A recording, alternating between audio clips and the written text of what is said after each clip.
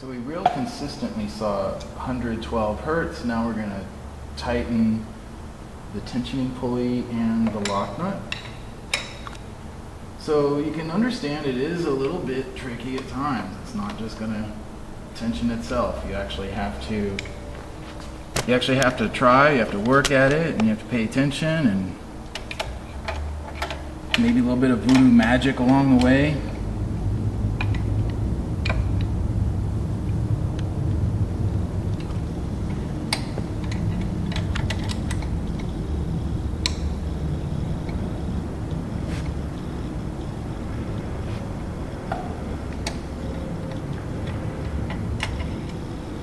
A 12mm wrench I'm using is a snap-on tool, and it's part number FH0M12, and it has the swivel socket that I use. So that was it. Maybe not easy, but not rocket science.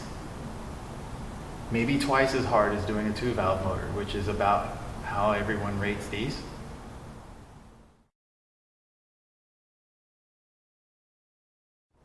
To recap the procedure, you put the forward cylinder at top dead center, which lines up your timing marks.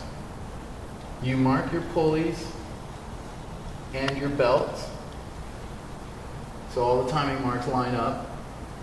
You take off the old belts, you count the number of teeth between the marks, you transfer the marks to the new belts, you install them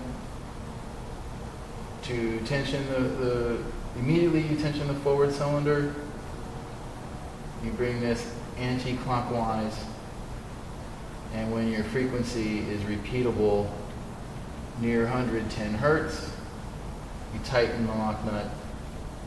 Remember, you don't want to reuse a lock nut more than, say, once. You can use it once, you can use it twice. After that, really throw it away and get another one. We have these at California Cycle Works.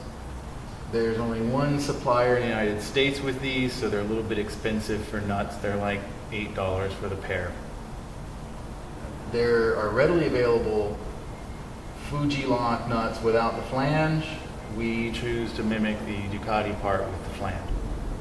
After you finish tensioning the forward cylinder, you rotate the engine backwards 90 degrees, which coincidentally lines up these cams so that they make a neat pattern for you. Then you'll take this belt, you'll flick it to listen for its frequency. Both of these were a little bit difficult here with our 60 hertz power.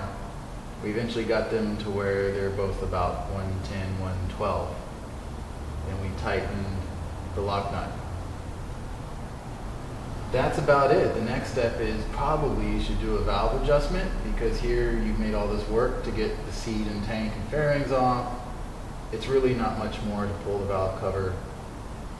Maybe you would do that in the middle of this when you took the original belts off. You can do your valve adjustment then. Once you're done, you put the belts back on. But that'll be another video. Thanks for watching.